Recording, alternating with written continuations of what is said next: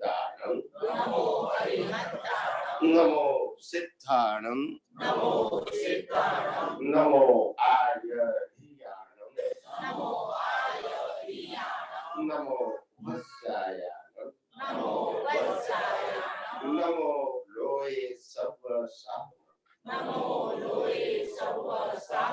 ऐसो पंच नमकारो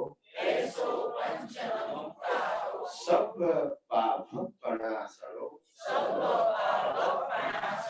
मंगलार्च सव्येसे परमं हवै मंगलम ओम नमो भगवते वासुदेवाय ओम नमः शिवाय जय सच्चिदानंद जगत भर के संत पुरुषों का योग बल जगत भर के सत्पुरुषों का योग बल और प्रगट ज्ञानी पुरुष दादा भगवान का योग बल समस्त विश्व का कल्याण करे कल्याण करे कल्याण करे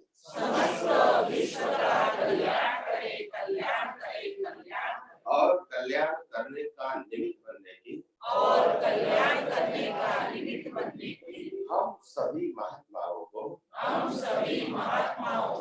परम शक्ति दे शक्ति दे शक्ति दे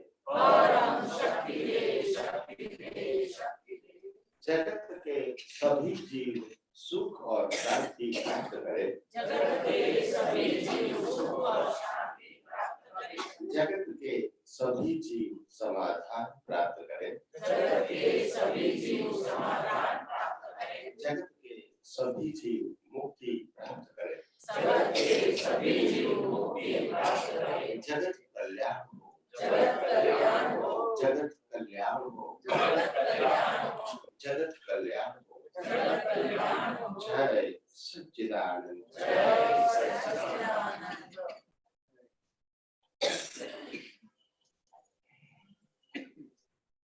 जय सच्चिदानंद जय सच्चिदानंद जय सच्चिदानंद जय सच्चिदानंद जय सच्चिदानंद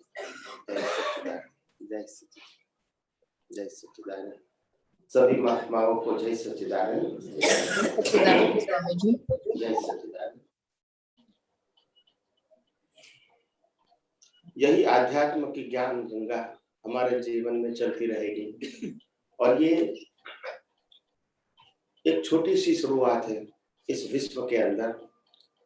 जिस प्रकार से यह अध्यात्म विज्ञान की एक छोटी सी चिंगारी जब वर्ल्ड के अंदर नए रूप में आई है और मैं समझता हूँ पूरे भारतवर्ष में और विश्व में भी धीरे धीरे ये विज्ञान की जो ज्योत है वो ज्योत जलती रहेगी हजारों साइंटिस्टों के माध्यम से और यही हमारी भावना है और ये पूरे भारतवर्ष के अंदर और विश्व के अंदर एक नए प्रकार की स्थापना करने जा रहा है।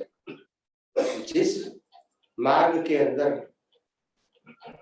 कोई भी प्रकार का फॉर्मेट नहीं है, कोई ओनरशिप नहीं है, कोई डोअरशिप नहीं है और न ही कोई मंदिर, कोई संस्था या कोई शिष्यों का एस्टैब्लिशमेंट है और कोई टर्म्स एंड कंडीशन नहीं है।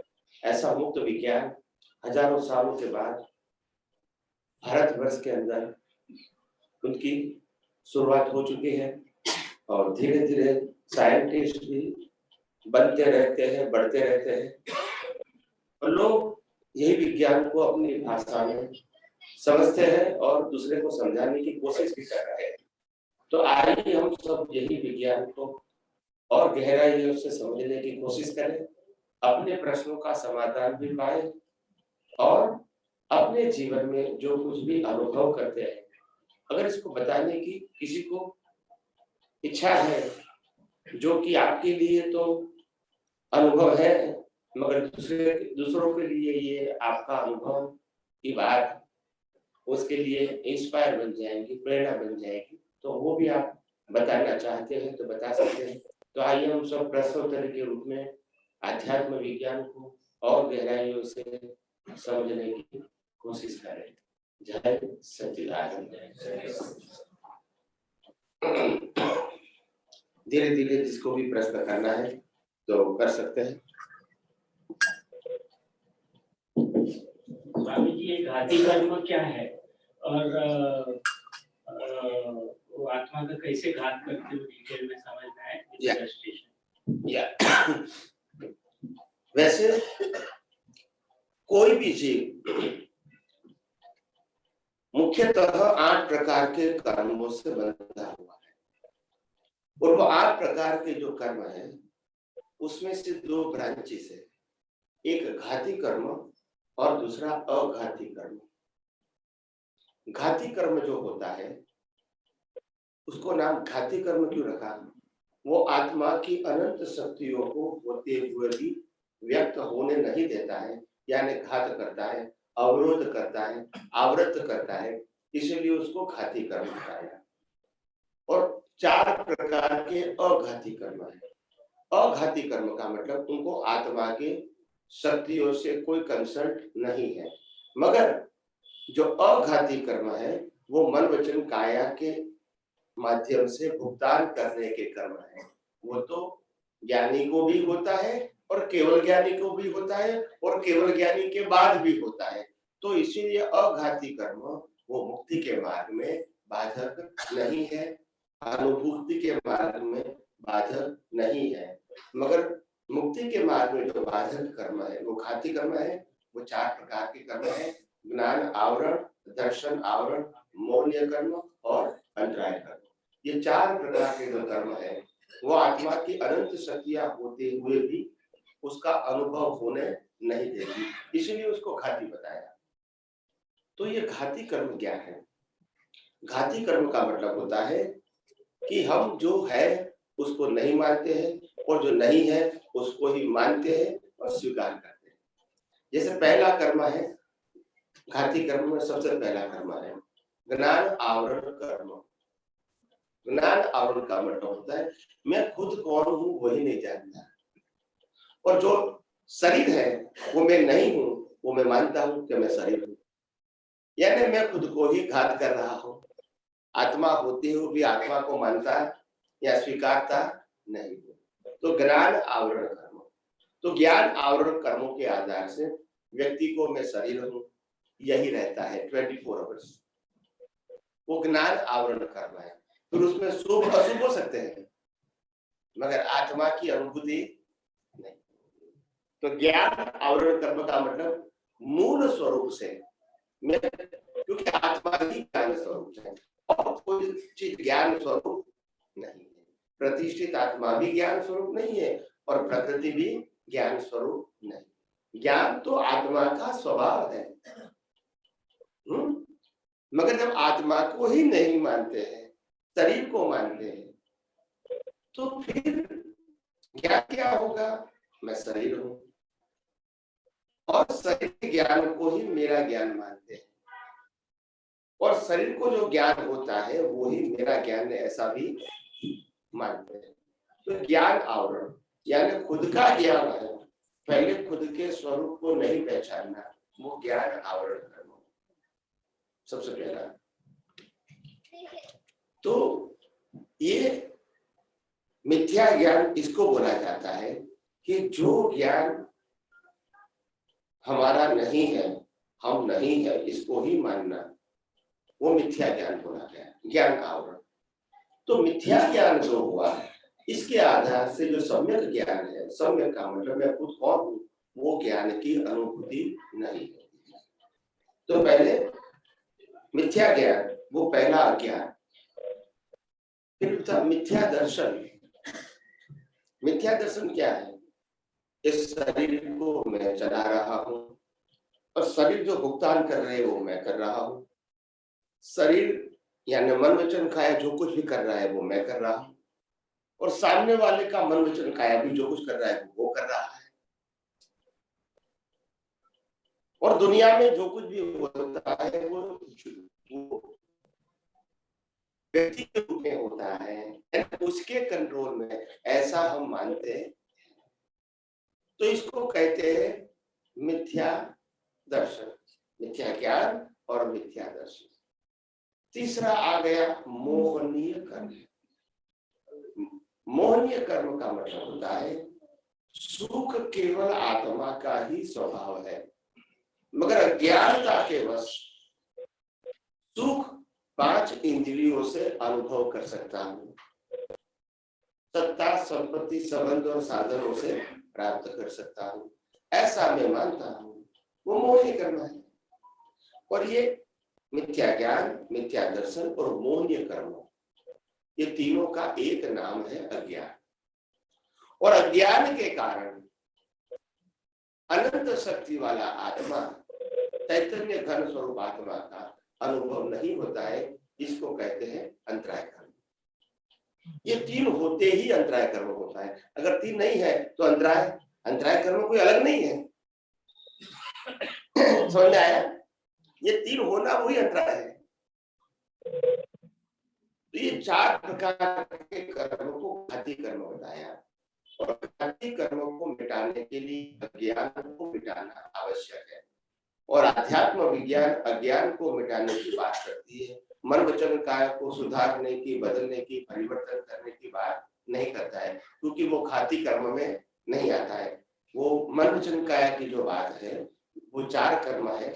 अघाती कर्म, उसमें नाम कर्म आता है। नाम कर्म सबसे पहला कौन सा आएगा? नाम कर्म।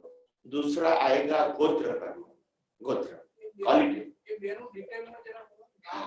गोत्र कर्म। तीसरा आएगा वेदनीय कर्म, और चौथा आएगा आयुष्य कर्म। ये 4 प्रकार के कर्मों को अघाती कर्म बोलते हैं। वो शरीर के साथ जुड़े हैं, आत्मा से कोई कंसर्न नहीं है। और 4 प्रकार के कर्म केवल ज्ञानी को भी होता है। जहां तक बॉडी है वहां तक ये 4 कर्म रहेंगे। तो ये 4 कर्म अघाती है, वो आत्मा के अनुभव को बाधक नहीं है, वो आवृत करता नहीं है। तो ये नाम कर्म का मतलब होता है title of your body, title of your body. गोत्र कर्म का मतलब होता है क्वालिटी ऑफ योर कर्म। उच्च गोत्र नीच गोत्र कैसे मिलता है?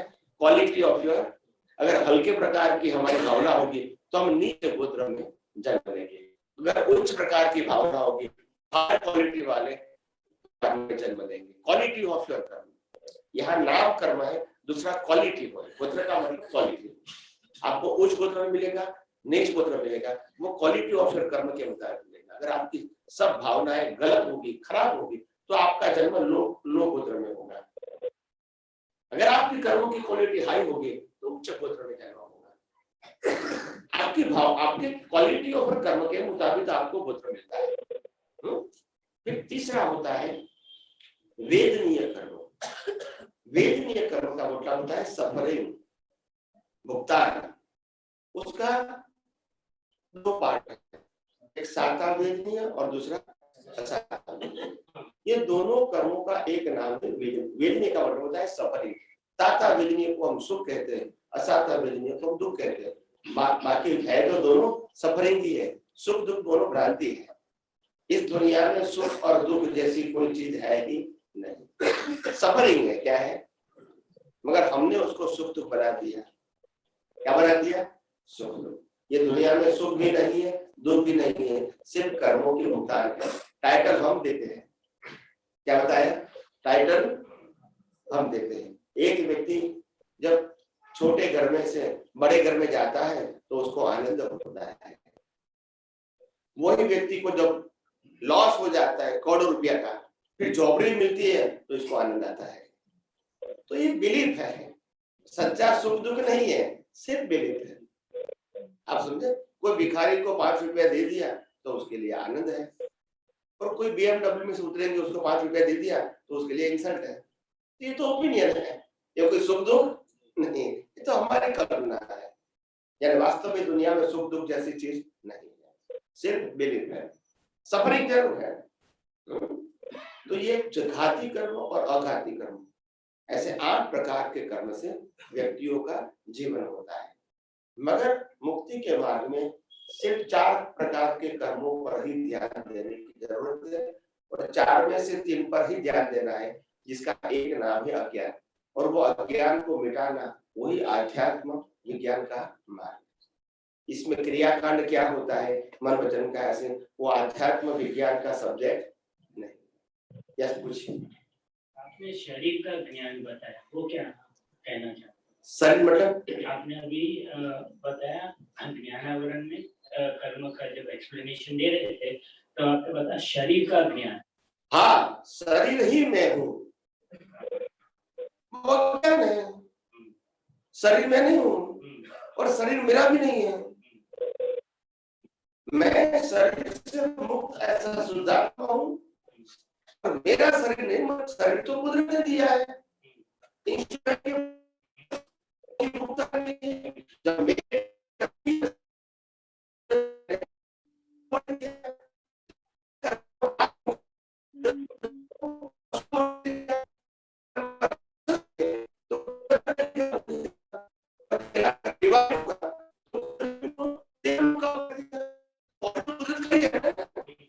मगर देखो मेरा मानना वो क्या है, तो शरीर तो हमारा हो ही नहीं सकता कोई भी गति में। शरीर तो कर्मों की भुगतान का साधन मात्र है, हम माने या स्वामी जी का दूसरा ये पूछना था, आपने बताया ज्ञान और दर्शन आवरण, ठीक है।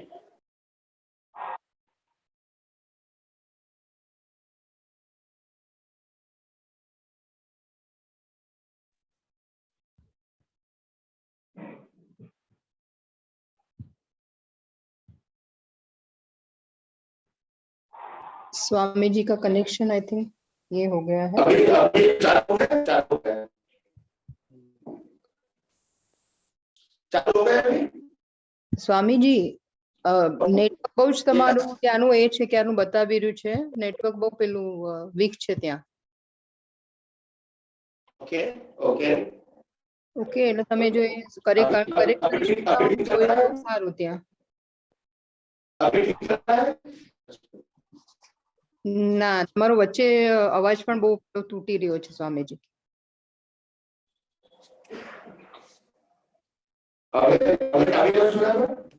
ના ના, અર્જુન પણ એવો જ આવે છે સ્વામીજી.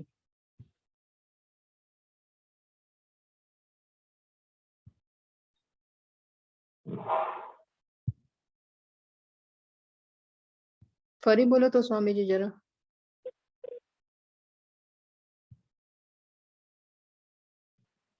નેટવર્ક એમનું ઓછું છે.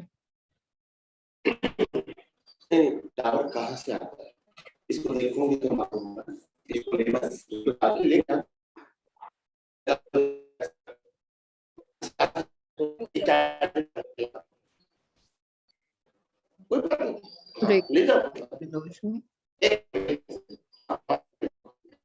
सुख है ही नहीं, जहाँ सुख है ही नहीं वहां हम सुख ढूंढने का प्रयास करते हैं।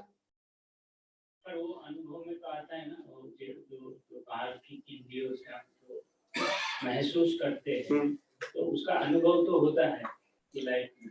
वही बात है, अनुभव कौन करता है? वही अपना जो प्रतिष्ठित आत्मा सुख की अनुभूति करता है या दुख की, जो भी है वो अनुभव करता है बिकॉज ऑफ द सोल। समझ राइट? आखिर सुख तो आत्मा का स्वभाव है।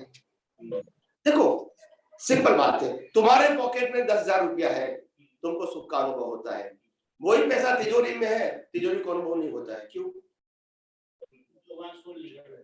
तो बात कहाँ गई? और मानता कहाँ हूं कि मेरे को होता है। जब सोल नहीं है तो सुख की अनुभूति कैसे होगी? मगर सोल है और रॉन्ग बिलीफ है, इसीलिए अनुभूति थी। अगर सोल है, रॉन्ग बिलीफ नहीं है तो भी नहीं होगा। और जहां तक रॉन्ग बिलीफ है वहां तक तो सच्चे सुख की अनुभूति नहीं होगी। क्योंकि आप पैसे में सुख मानते हो, संबंधों में सुख मानते हो, संपत्ति में सुख मानते हो, सत्ता में सुख मानते हो। हालांकि वो तो प्रकृति की बात है और वो भुगतान की बात है, इसमें हैप्पीनेस नहीं है। मगर हम मानते हैं यही मिथ्या दर्शन है और इसी से राग द्वेष होता है, इसी से कर्म बनता है। जो पैसे के लिए हम झगड़ रहे हैं, जो पैसे के लिए मारामारी कर रहे हैं, जो पैसे कमाने के लिए हम गलत रास्ते अपना रहे हैं, वही पैसा कहता है कि मैं सुख देता ही नहीं हूं। अगर सुख होता तो राजा महाराजा चक्रवर्ती सब कुछ छोड़ के क्यों चले गए? क्या दुख के लिए चले गए? समझ में आया? आत्मा में सुख है, उसका प्रूफ क्या है? आत्मा में सुख है उसका प्रूफ ये है कि आत्मा नहीं है तो सुख की अनुभूति मान्यता वाली भी संभव नहीं है। तो सिंपल बात हो गई ना। अगर एक मिनट, आपने कहा आत्मा में सुख है उसका प्रूफ क्या है, मैं कहता हूं साधनों में सुख है उसका प्रूफ क्या है? वो बिलीफ की वजह से। तो बात वही हो गई ना, बात वही हो गई। बिलीफ ही हुआ ना, सुख तो नहीं है ना। अगर गोल्ड सिल्वर में सुख है तो गोल्ड सिल्वर तिजोरी में रखोगे तो उनको सुख लगना चाहिए। अगर उसमें सुख है तो बोलते नहीं है। तो बिलीफ है तो सुख का ऐसा होता है, मगर वो रॉन्ग बिलीफ है। क्योंकि सुख का तो स्वभाव आत्मा का है। तुम्हारी बिलीफ गोल्ड सिल्वर में सुख ऐसा है, वास्तव में गोल्ड और सिल्वर का स्वभाव सुख देना और दुख देना नहीं है। क्योंकि गोल्ड और सिल्वर यहाँ था, यहाँ है और यहाँ ही सिर्फ हमारी बिलीफ है कि मेरा है। Yes or no? तो वास्तव में तो सुख है ही नहीं, बिलीफ है। चलो ये मकान में रहने में सुख है ऐसा हम मानते हैं। अगर ये मकान में रहने में सुख है तो बिल्डर बेचता क्यों नहीं? वो सब एकदम समझता है। तो सिंपल बात है, सुख है ही नहीं, मानते हैं ना, फैक्ट नहीं है ना। This only wrong belief. मकान रहने का साधन है, कार ट्रांसपोर्टेशन का साधन है, फूड जीने का साधन है, उसमें कुदरत मनाही नहीं करती है, मगर इसको सुख का साधन मानते हैं। That is the wrong belief. You understand my point? That's it. ये गलत है, त्याग करने जैसी है ऐसा वो नहीं करते हैं। वो कहते हैं कि आपको भुगतान करो, मकान में भी रहो, कार में भी घूमो, खाना भी खाओ, मगर उसमें सुख है वो भ्रांति निकालनी। वो जीवन जीने का साधन है, सुख का साधन। सुख तो केवल आत्मा में ही है और आत्मा का ही स्वभाव है। अगर कोई दुनिया की चीज में सुख है तो आज मैं गरीब हूं, अगर मेरे पास गरीब हूं और मैं कहूंगा मेरे पास लाख रुपया हो जाए तो मैं सुखी हो जाऊंगा, तो जिसके पास लाख रुपया है वो सुखी है? लाख वाला कहेगा मेरे पास 10 लाख होगा तो मैं सुखी हो जाऊंगा, 10 वाला सुखी है? 10 वाला कहेगा मैं करोड़ होगा तो मैं सुखी हो जाऊंगा, जो करोड़पति है वो सुखी है? तो ये तो सारी हमारी कल्पना है, सुख तो है ही नहीं। कल्पना समझते हैं ना? जो किराए के मकान में रहता है बोला खुद का मकान होगा तो मैं सुखी हो जाऊंगा, जो खुद का मकान है बोला बड़ा मकान होगा तो सुखी हो जाऊंगा, बड़ा मकान है वो बोलता है कि रिसोर्स मकान होगा तो सुखी हो जाऊंगा। तो ये तो कल्पना है, फैक्ट सिर्फ आपकी बिलीफ है। Yes or no? तो बिलीफ में तो सुख है ही नहीं, ये तो आप मानते हैं। अगर वस्तु में सुख होता है तो हम मानेंगे, सही बात है, मगर वस्तु में जब सुख देने का स्वभाव ही नहीं है, सिर्फ आप मानते, that's your blame but not fact. वास्तव में आत्मा में तो सुख है। इस संसार के अंदर हर जीव सुख क्यों ढूंढता है? क्योंकि उनका स्वभाव सुख है मगर उसका ज्ञान नहीं और इसीलिए जो ज्ञान है वो अज्ञान के मिथ्या के रूप में है और इसीलिए वो भटकता रहता है। Now you understand the point? तो मतलब वास्तव में यही तीन चीज पे काम करना है, बिलीफ को चेंज करते रहना है, बिलीफ को सही करना है। हुआ ना?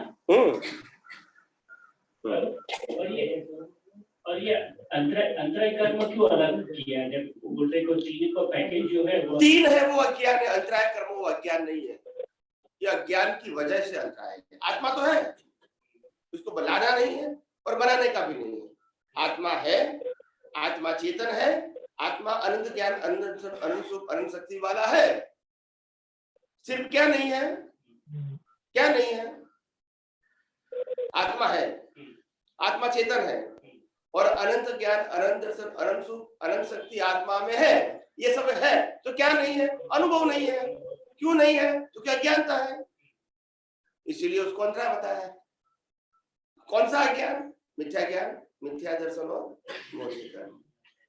ये है तो अंतराय रहेगा, यानी अज्ञान है तो अंतराय, और अज्ञान नहीं है तो अंतराय।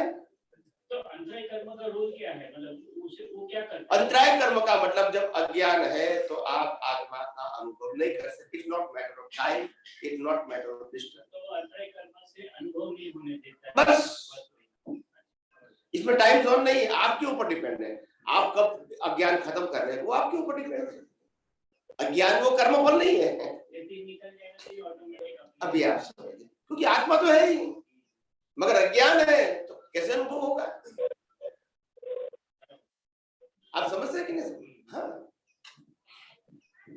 तो मतलब ये समझ गया, ये ज्ञान जो है वो अस्तित्व के साथ कनेक्टेड है, ज्ञान आवरण, और ये जो है वो बॉडी के साथ कनेक्टेड है।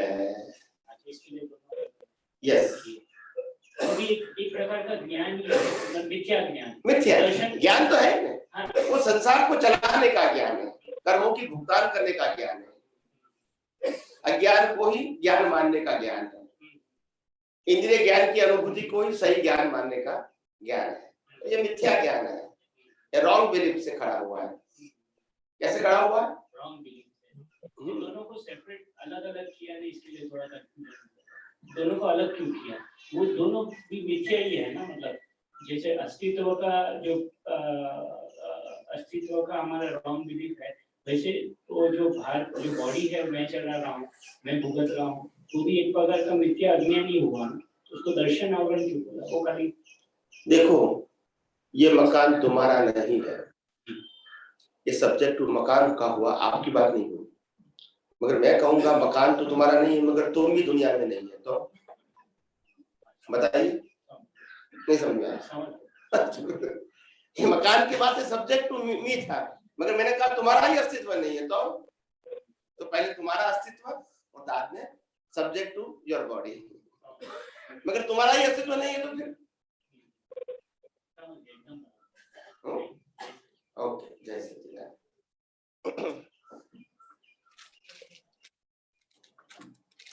और किसी को प्रश्न करना है?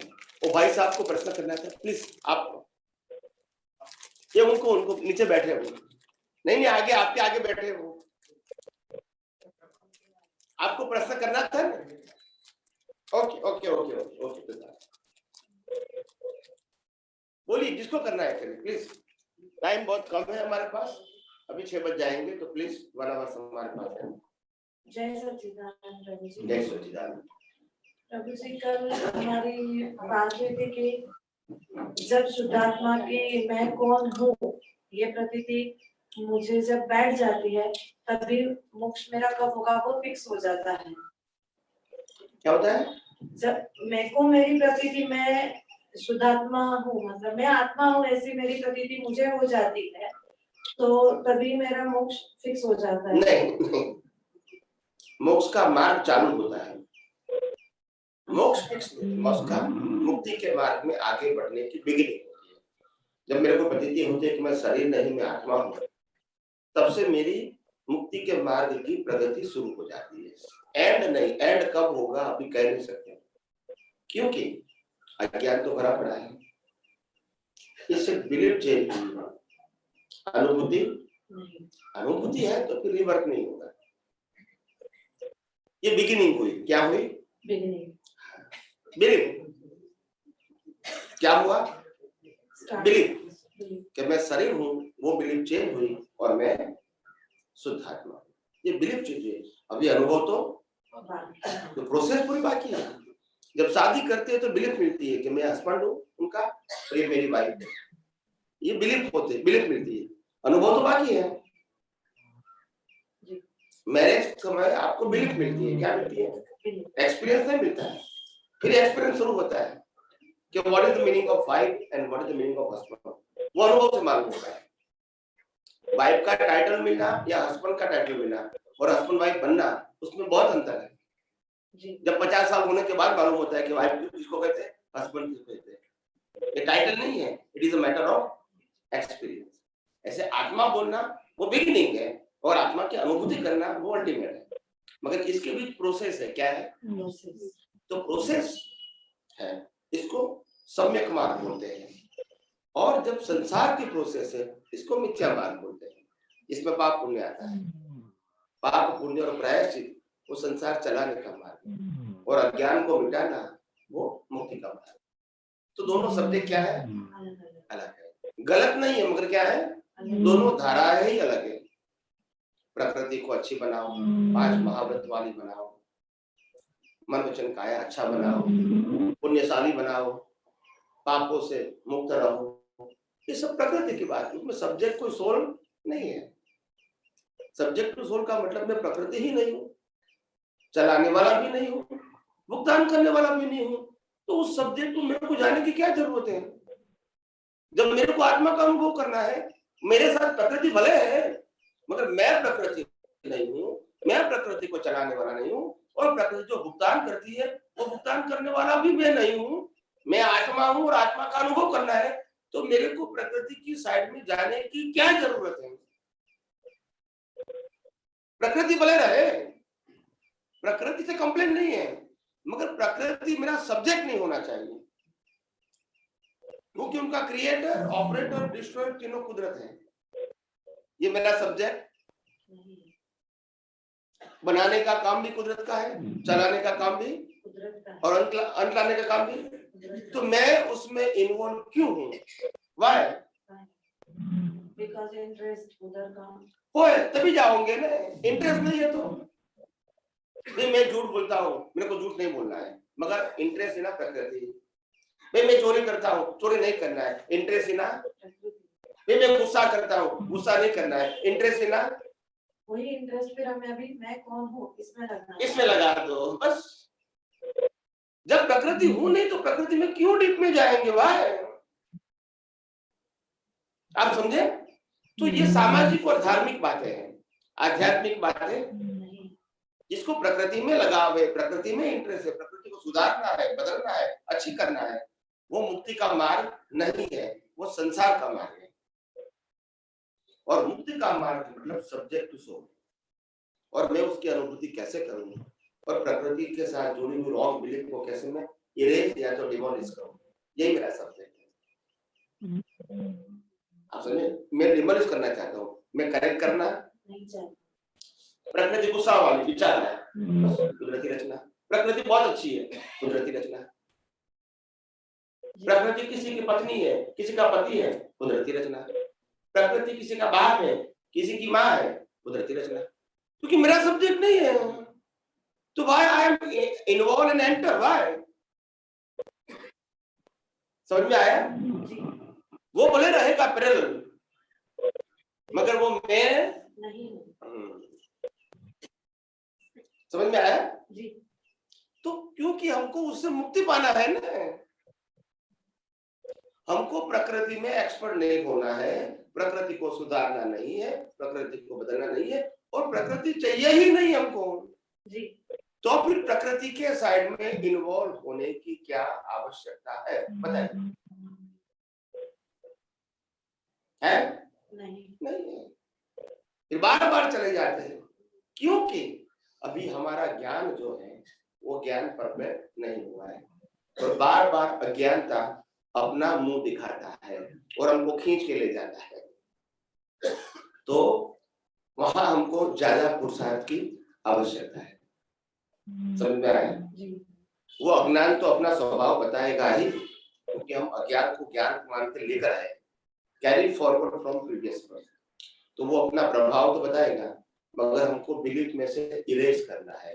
This is not right, this is not right, this is not my belief, and this is not my requirement, this is not my opinion.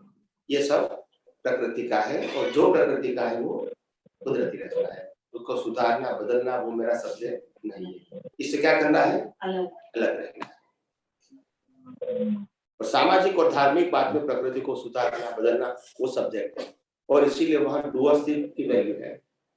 यहाँ डूअरशिप की वैल्यू नहीं। आप समझ में आए? जी। आध्यात्म विज्ञान में सामायिक प्रतिक्रमण वो पुरुषार्थ नहीं है, उदय कर्म है, कुदरती रचना है, और धर्म में उसको पुरुषार्थ बताया गया है, क्योंकि धर्म के अंदर प्रकृति को सुधारना बदलना वो सब्जेक्ट है, आध्यात्म विज्ञान में वो सब्जेक्ट नहीं है। और इसीलिए सामायिक प्रतिक्रमण करना न करना वो सब्जेक्ट नहीं है। करता है तो भी कुदरती रत्ना, नहीं करता है तो भी कुदरती। आध्यात्मिक विज्ञान ये नहीं कहता है कि तुमको सामायिक प्रतिक्रमण नहीं करना है, ये नहीं कहता है। करे तो भी कुदरती रहना, ना करे तो भी, क्योंकि हमको उससे मुक्त रहना है प्रकृति से। किससे? प्रकृति से मुक्त। अच्छी प्रकृति है तो भी मुक्त रहना है, और बुरी है तो भी, पाप वाली प्रकृति है तो भी मुक्त रहना है, और पुण्य वाली है तो भी, क्योंकि हम प्रकृति नहीं है। बस समझ में आ गए? Okay okay.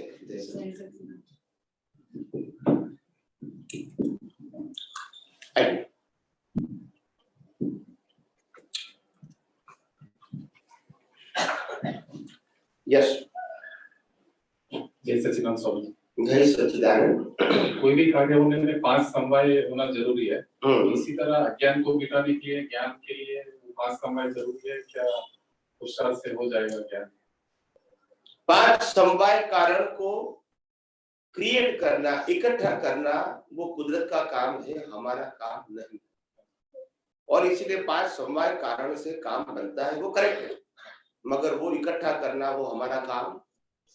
जब आपको पॉकेट करने वाला है तो सब संजोग कुदरत ही इकट्ठा करेगी, हमको किसी को एसएमएस करने की जरूरत नहीं। और जब कोई हेल्प करने वाला आएगा तो भी अपने आप संजोग मिल जाएंगे। तो वो कुदरत का काम है, ये तो सिर्फ साइंस बताया गया है, अगर उनको कोई एफर्ट करना है ये हमारे हाथ में नहीं, ये सब कुदरत का काम है। तो अभी हमको अज्ञान मिटाना है और ज्ञान की प्राप्ति करनी है, तो हम लोग कोशिश तो कर रहे हैं। आप भी मिल गए तो अज्ञान को कभी होगा? देखो, मिलने से नहीं होता है, मिलने से स्टार्ट होता है। मगर आपको ये विज्ञान के अंदर कितना इंटरेस्ट है, विज्ञान की क्या वैल्यू समझते हैं, विज्ञान के क्या अप्लाई करते हैं, उसके आधार से आपके अनुभव के मार्ग आगे बढ़ेगा। सिर्फ सुनने से नहीं होगा, क्योंकि यहाँ नॉलेज की बात नहीं है। नॉलेज सब्जेक्ट टू रियलाइजेशन है, knowledge subject to realisation. Knowledge subject दिमाग में रखना वो नहीं तो क्या कहूँगा, जो मैं बोलता हूँ वो सॉफ्टवेयर है और दिमाग में रखता है वो हार्डवेयर हो गया। तो मतलब क्या रहा, वो तो कैसेट बन गई। तो कैसेट कोई ज्ञान थोड़ी है। अगर मैं जो कहूंगा इसमें रिकॉर्ड होता है तो वो ज्ञान हो गया। ज्ञान का मतलब होता है एप्लीकेशन एंड एक्सपीरियंस। ये ज्ञान अनुभव करने के लिए, सिर्फ दिमाग में रखने के लिए। अगर दिमाग में रखोगे तो उसकी कोई वैल्यू ही नहीं है। फिर किताब में रखो या कैसेट में रखो या मोबाइल में रखो, कोई मतलब नहीं है। अगर मैं भी जितना सत्संग करता हूँ वो सब मोबाइल में है, टीवी में भी है, यूट्यूब में भी है, तो क्या वो ज्ञानी हो गया? तो ज्ञान शब्द नहीं है, ज्ञान अनुभूति है। शब्द तो अनुभूति के मार्ग में आगे बढ़ने का रास्ता है। You understand my point? तो रास्ता दिखाता है, and you to follow the path through your vision, not through your action. दृष्टि जैसी दृष्टि वैसी सृष्टि। तो दृष्टि को बदलने की बात है, दृष्टि को करेक्ट करने की बात है। मन वचन काया को सुधारने की, बदलने की बात नहीं। मन वचन काया तो सब्जेक्ट नहीं है। मिथ्या ज्ञान, मिथ्या दर्शन और मोह वो दृष्टि है। तो करेक्शन तो वहां करना है। इसमें करेक्शन करके क्या फायदा? ये तो अच्छा है या बुरा है, एक दिन चलाना ही है। Yes or no? तो भी फायदा क्या है? इसको सुधार के क्या फायदा है? बिगाड़ना भी नहीं है, सुधारना भी नहीं है। जो भी है वो कुदरती रचना है, देखते रहो। समझ में आया? समझ में आया। तो ये पुरुषार्थ ये टोटल 100% हमारे हाथ में ज्ञान का 100% ज्ञान मिटाना। अगर हम लोग कोई भी परिस्थिति में आप विज्ञान का उपयोग कर सकते हो, if you know the value of science। Value अगर है आपको, अभी बहुत ज्यादा वैल्यू है शब्दों की आधार से नहीं, उसका एप्लीकेशन। मतलब जब बताओ यार, what is the meaning of value?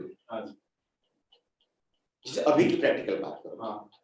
अभी आज तुम्हारे पास मोबाइल है और मोबाइल आपके पास है, मानो कि आप बाहर निकल रहे हो घर से कोई काम के लिए और आप मोबाइल भूल गए घर में, तो क्या करोगे? वापस घर जाएंगे। क्यों? क्यों जाओगे? मोबाइल के बिना नहीं चलेगा। नहीं चलेगा। हाँ। Now you know the value of mobile, हाँ। करेक्ट? हाँ जी। और कोई काम के लिए गया, कोई खरीद करने के लिए, हाँ। तो वाइफ ने कहा मैं भी आऊंगा आपके साथ हाँ। घूमने के लिए, तो आपने कहा हाँ, फिर आप तो निकल गए, फिर 10 मिनट के बाद आपको हमने वाइफ तो लिया नहीं, चलो चलेगा। You understand my point? वो नेसेसिटी। तो ये बात की बात, वैल्यू का मतलब उसके बिना नहीं चलेगा। ऐसा वैल्यू स्पिरिचुअल साइंस का विजन में होना चाहिए, not in a form of knowledge. Knowledge तो हमारे पास है, इसके उपयोग के बिना हमारा जीवन नहीं होना चाहिए। Each and every circumstance we apply the science through our vision.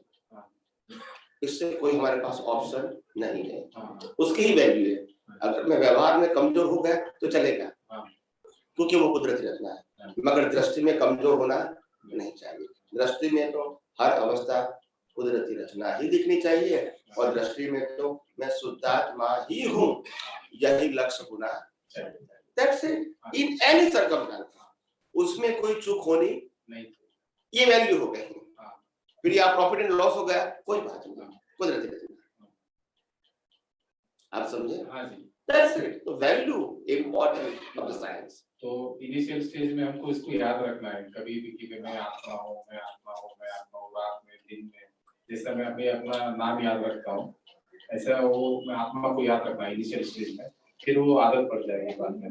Yes, शुरुआत में प्रैक्टिस होती है, हैंडल का लगाना पड़ता है, देन आफ्टर सहज होता है, धीरे धीरे। हाँ जी, धीरे धीरे हो जाएगा। स्वामी जी, जो मेमोरी है ना, जो याददाश्त जो है, वो किधर स्टोर होती है? आत्मा में, प्रतिष्ठित आत्मा में, या कोई इसके संस्कार वगैरह, ये जो वृत्तियां वगैरह है शरीर की, या जो भी है, ये सब हार्ड डिस्क है। हार्ड डिस्क है, कोई वैल्यू नहीं है, वैल्यू नहीं है उसको। हम करते हैं जरूर, मगर है नहीं। अच्छा, कोई ज्ञानियों को 500 जन्म याद आ जाता है, 100 जन्म याद आ जाता है, तो क्या फर्क हुआ? तो वो याद कहाँ रहता है, कहाँ स्टोर होता है? नहीं, वो तो बताऊंगा, पर क्या फर्क क्या हुआ? उससे फर्क नहीं हुआ। तो फिर अभी ये जन्म का पति पत्नी बच्चे संभाल नहीं सकते, और 10 अवतार दिखेंगे तो क्या होगा? इसको संभालोगे, इसको संभालोगे, नहीं दिखता है तो अच्छा है, फिर क्या तकलीफ है? ये कोई साहस की बात थोड़ी है, बहादुर की बात थोड़ी है। ठीक है, ज्ञान है, दिखता है, अच्छी बात है, मगर कोई नेसेसिटी नहीं है for kevala gyan and for moksha and for progress to the path of moksha, it is not required. किसी को हो जाता है तो ठीक है, हम उसको गलत नहीं कहेंगे, मगर रिक्वायरमेंट नहीं है, जरूरत नहीं। मुक्ति के मार्ग में आगे बढ़ने के लिए इस प्रकार के ज्ञान की आवश्यकता नहीं। किसी को होता है, नहीं होता है, वो अलग बात है, वो उनका उदय कर्म है, मगर कंपलसरी जरूरी नहीं। आप समझे ना? मैं तो कहता हूँ 1 घंटे के पहले का भी जो भी हो गया भूल जाओ ना, हो गया है। अभी जो है वही वर्तमानता है। क्यों आप टेंशन लेते हो? जो समय के लिए, जैसे अभी 5:30 बजने जा रहा है, मगर 5 बजे के पहले के समय के लिए हम मर चुके हैं, या सुन लो, तो कोई याद करेंगे? हम मर्दे को कुछ जिंदा करेंगे? तो जिंदा है उसको याद रखो ना, वहां आप अटेंशन दे दो। जहां मर गए वहां याद करने से क्या फायदा? अभी तो जिंदा है ना, तो अभी के लिए याद करो ना कि आपको क्या करना है। अभी कल क्या नहीं किया, याद करने से क्या कल वापस आएगा? तो फिर ये सोच ही कोई नहीं बता रहे हैं, सब करते हैं, याद करो, याद करो, याद करो, पिछला भी याद करो, इसको निकालो, प्रतिक्रमण याद करो, ये याद करो, वर्तमान याद करो, याद करो, क्या करेंगे? नहीं, कहने का मतलब ये है, ये हमारी जो भारतीय संस्कृति है, लाइफस्टाइल है, भारतीय संस्कृति नहीं कहेंगे, लाइफस्टाइल अभी की। वो क्या करता है कि जब छोटा बच्चा होता है तो बोलता पढ़ाई में ध्यान रखो, एग्जाम के समय सब याद रख के लिखो। फिर अच्छा पढ़ाई करके डिग्री प्राप्त किया तो बोला अभी इंटरव्यू में ध्यान रखना, जो कुछ पढ़ा है वो ठीक तरह से बताना। फिर उसके बाद नौकरी मिलेगी या बिजनेस करेगा तो बिजनेस पे ध्यान रखना। फिर जब शादी करेगा तो वाइफ कहेगी ये भी इतने चीज जानने की है, वो ध्यान रखना, भूल नहीं जाना। ऐसे वो ध्यान रखने का बता रहे हैं सब लोग, याद रखो, याद रखो, भूल नहीं जाओ। ये बचपन से बता रहे हैं। फिर 50-60 हो जाता है, फिर कहेंगे कि 10 साल 20 साल पहले ऐसा होता, बोला अभी बोले नहीं है। आप समझे? तो ये दुनिया ही तो एक अजीब व गरीब है। बचपन से याद रखने कहते हैं, जब बूढ़े हो जाते तो भूलने का कहते हैं। तो यही ये हमको मालूम नहीं था हमको क्या करना है क्या नहीं करना है। यही तो दुविधा है, दुनिया ऐसे पजल वाली है। क्या है, किसी के पास उनका सॉल्यूशन नहीं। और इसीलिए मैंने कहा जो भी है याद रहता है, भूल जाते हैं, सब कुदरती है, छोड़ दो, भूल जाओ। स्वामी जी, जो ज्ञानावरणीय कर्म के उदय के हिसाब से हमको ज्ञान नहीं हो पाएगा, वो भी सच है क्या? क्या ज्ञान आवरणीय जो कर्म का उदय है, तब तक हमको ज्ञान नहीं होगा। ज्ञान आवरण हमने ही तो लगाया है, और ज्ञान आवरण हमको ही तो मिटाना है, कोई बाहर के भी थोड़ा मिटाएगा। ये हमारे दृष्टि की बात है, बाहर की बात थोड़ी है, ये फिजिकल मैटर थोड़ी है।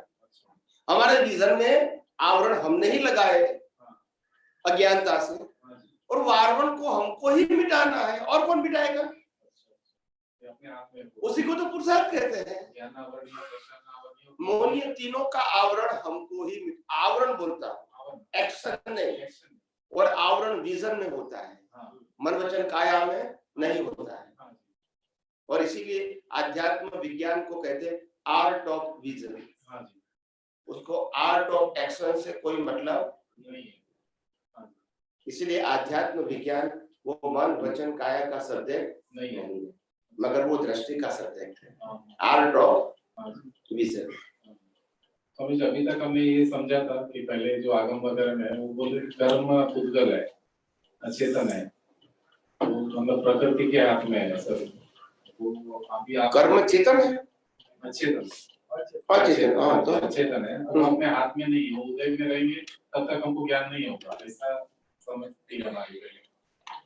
जब तक वो उदय में है आवरण, एग्जाम्पल मतलब कर्म, आप आवरण की बात करते हो या एक्शन की बात करते हो? मैं ज्ञान आवरण कर्म की बात कर रहा हूँ। हाँ, जब तक ये घाती कर्म उदय में है तब तक हमको ज्ञान नहीं हो पाएगी, ज्ञान की प्राप्ति नहीं हो पाएगी। वो तो बराबर है ना। हाँ जी। कौन कौन मना करता है?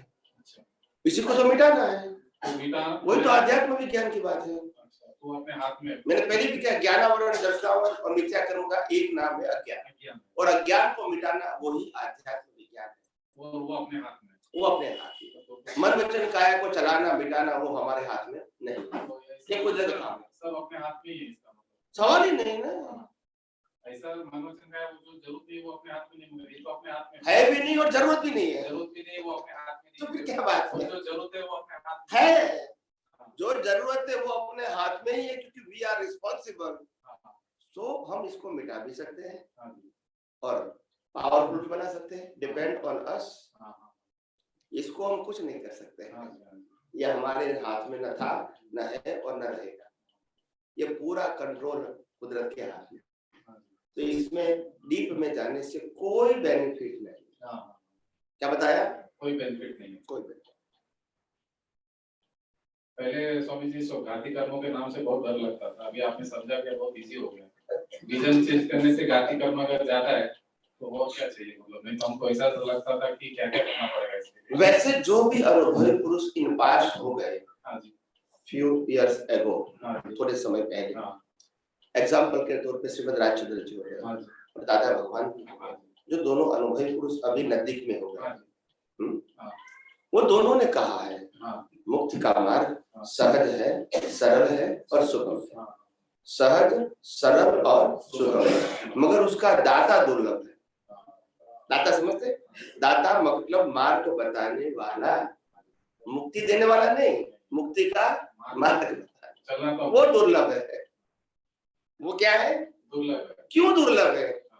क्योंकि आमतौर से इस कलयुग के अंदर, इस समाज में अनुभवी पुरुष होना वो एक्सेप्शनल है। क्या है? एक्सेप्शनल है। और इसीलिए वो सही मार्ग बता नहीं सकते, क्योंकि उसको भी अनुभव नहीं है। तो फिर नहीं समझ में आया। जब मेरे को अनुभव नहीं है तो मैं कैसा बताऊंगा? हमारे किताब में ये लिखा है, हमारे गुरु ने लिखा, यही कहूंगा ना, मगर उसका प्रूफ क्या है? प्रूफ क्या है? Because I have no experience. और जब मेरे को अनुभव नहीं है फिर भी मैं बात आपको रास्ता दिखाऊंगा। कैसा दिखाऊंगा? कैसा दिखाऊंगा? गलत होगा। गलत नहीं मतलब परफेक्ट तो नहीं होगा, क्योंकि मेरे को ये अनुभव नहीं है, तो फिर नहीं, ऐसा करो या तो ऐसा करो, फिर ऐसा करो या तो ऐसा, यही बताऊंगा ना, क्योंकि आई एम आल्सो कंफ्यूज। मैं वक्ता हो गया मगर मेरे पास सॉल्यूशन, रोल है तो उत्तर तो दूंगा आपको, मगर मेरे पास सॉल्यूशन वास्तव में, क्योंकि अनुभव, तभी तो कहा मैंने। पहले क्या करते थे हम, जब जाते थे कोई भी अपने दादा भगवान की परंपरा में जाएंगे एज अ न्यू पर्सन, तो आप पहली बार जाओगे तो सच्चिदानंद करोगे, फिर प्रश्न करोगे तो वो पहले करेंगे, आपने ज्ञान लिया है? तो आपने कहा है नहीं लिया है, तो बोला ज्ञान ले लो, स्टार्ट फ्रॉम दिस पॉइंट। फिर आपने कहा मैंने ज्ञान तो लिया है, कहां से लिया है? बोला यहाँ से। बोला यहाँ नहीं, यहाँ से ले लो, दूसरा क्वेश्चन। फिर थर्ड क्वेश्चन आएगा, आपने ज्ञान लिया है, यहाँ से लिया है? बोला हाँ। बोला आज्ञा का पालन करते हैं? तो मैं नहीं करता हूँ, तो उसका करो। फिर आप और आगे जाओगे और कहोगे भी मैंने ज्ञान भी यहाँ लिया है, आज्ञा का पालन भी करता हूँ, आप समझे? फिर भी अनुभव, तो बोला है तुम संसाधन करते हो? बोला मैं रेगुलर तो नहीं करता हूँ, तो वो रेगुलर करो। फिर ज्ञान भी यहाँ लिया है, आज्ञा का पालन भी कर सकता हूँ जितना हो सके इतना, और संसाधन भी करता हूँ, फिर भी अनुभव। तो फिर तुम सामायिक करते हो तो भी करो, वो करो, फिर वो भी करोगे, फिर कहोगे अभी अनुभव। तो प्रतिक्रमण करते हो तो वो भी करो, फिर वो भी किया, बाद में कहेंगे अनुभव। तो बोला तुम कीर्तन मत करते हो? नहीं, तो वो करो, फिर कीर्तन नहीं करोगे तो बोल तुम आरती करते हो? तो आरती करो, फिर आरती करके जाओगे तो तुम रेगुलर सत्संग में नहीं आते तो आओ, यानी करो करो करो बस। नहीं समझ में आया? यही तो बात है, यस और नो। अभी एंड कहाँ आएगा? बोल रहा है यहाँ कुछ करने का नहीं है, और आओगे तो करके बिना रहोगे भी नहीं, जहां तक सब कुछ नहीं करोगे वहां तक हम आपको कहते रहेंगे कि करो करो, और बोला जैसे भी टाइम बोलो विधि करो, जैसे भी टाइम मिले सामायिक करो, जैसे भी टाइम मिले प्रतिक्रमण करो। फिर क्या कहेंगे? यहाँ कुछ करने का करने का बोलते हो, करने का नहीं, ऐसा ही बोलते हो, आप समझे? क्योंकि ये द्वंद्व है, क्योंकि जो भी लोग एक्सप्लेन करते हैं दे हैव नो एक्सपीरियंस।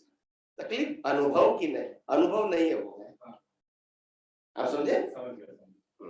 ये जो आत्मा विज्ञान ग्रंथ, आप कुछ बोल रहे थे, बोलिए। आप कुछ बोल रहे थे? नहीं कोई बात नहीं, बोला। आत्मा विज्ञान गण है, कॉज इफेक्ट के साथ में, तो ये जब सिद्ध गति में जाता है, लिबरेट हो जाता है, पूरा मुक्त हो जाता है, तभी भी वो कॉज इफेक्ट रहता है वहां पे, क्योंकि वो विज्ञान गण नहीं रहेगा ना वहां पे भी। आत्मा तो विज्ञान गण था, विज्ञान गण है और विज्ञान गण ही रहेगा, मगर यहाँ होगा और अज्ञान होगा तो कॉज एंड इफेक्ट होगी, और यहाँ होगा और अज्ञान नहीं होगा तो कॉज नहीं होगा, इफेक्ट तो रहेगी। मगर जब यहाँ नहीं रहेगा तो कॉज और इफेक्ट दोनों नहीं रहेगा, उसका नाम है सिद्ध क्षेत्र। तो वहां पे भी उसको विज्ञान गण ही बोलेंगे। आत्मा का एक ही स्वभाव रहता है, चाहे अज्ञानी है, चाहे ज्ञानी है, चाहे सिद्ध क्षेत्र, वो तो विज्ञान गण ही रहेगा।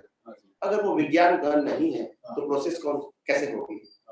कॉज करने की, चाहे इफेक्ट की भुगतान करने की प्रोसेस क्यों है? क्योंकि आत्मा की मुर्दे को जला दिया जाता है, इसको भुगतान नहीं कहते हैं, मगर जिंदे व्यक्ति को टार्च भी लगाते हैं, पिन भी लगाते हैं तो भुगतान कहते हैं, क्योंकि अंदर क्या है?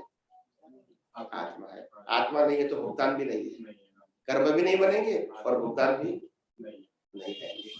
जला दिया जाओगे तो ही भुगतान नहीं कहेंगे, कहेंगे? अभी जो मरीचि का जो जीव था महावीर स्वामी का पहले भाव में, कितने करोड़ों साल पहले, कितने करोड़ों जन्म पहले थे, तो तभी आदिनाथ भगवान ने बोला कि 24वां तीर्थंकर होगा। तो उन्होंने तीर्थंकर कर्म बांध दिए थे इतने भाव के आगे का, क्या इनको कैसे देखने में आया आदिनाथ भगवान को?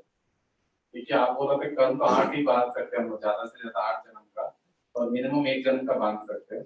तो मरीचि का जीव ने महावीर स्वामी का 24वां तीर्थंकर इतने काल का आगे का बांध दिया था कि कैसे उनको ज्ञान में आया? ये सब बातें हम सिद्धांत से नहीं समझते हैं, इसलिए पजल होता है। 8 भव के कर्म बंद हो गए। क्या बताया? कर्म बंद हो गए। कर्म तो कोई भी कर सकते हैं, मगर बंद मैक्सिमम 8 हो सकते हैं। उसके बाद के बंद नहीं कहते। बंद का मतलब होता है लाइफ नहीं बनती है। लाइफ कब बनेगी? जब एक कर्म का पूरा पैकेज बनेगा तब लाइफ का बंद बनेगा, तब इसको बंद कहेंगे। अगर एक कर्म को बंद नहीं कहेंगे, मतलब लाइफ का बंद नहीं कहेंगे। अगर मैंने नरगति का कर्म मान दिया मगर अब पूरा पैकेज नहीं है तो लाइफ जन्म नहीं बनेगा, वो पेंडिंग रहेगा। तो पार्शियल बांध सकते हैं हम लोग आगे। यस यस करते हैं लोग।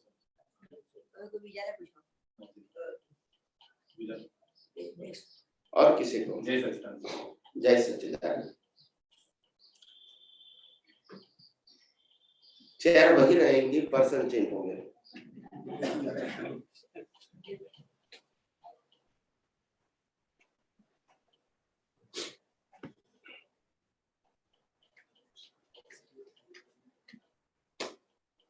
पूछो कोई प्रश्न, प्रश्न कीजिए प्लीज, अभी समय बहुत कम है प्लीज। या आप सबको यहाँ प्रश्न करने का, क्योंकि आप प्रत्यक्ष रूप से आए हैं तो आपको ये मौका है आपके प्रश्नों का, आपके कंफ्यूजन का, आपके पजल का सॉल्यूशन प्राप्त करना प्रत्यक्ष रूप से। ये आपके लिए मौका है, आप समझे? तो ये मौका का फायदा ले लो। फिर घर पे जाओगे फिर बोला ये बात तो समझ में नहीं आई, फिर कौन समझाएगा? तो मतलब जो भी प्रश्न है, मैंने पहले भी कहा था, प्रश्न है वो लिख के रखो, याद नहीं आता है तो लिख के रखो, और जब भी मौका मिले तो प्रश्न कर लो। यस प्लीज, जरा आवाज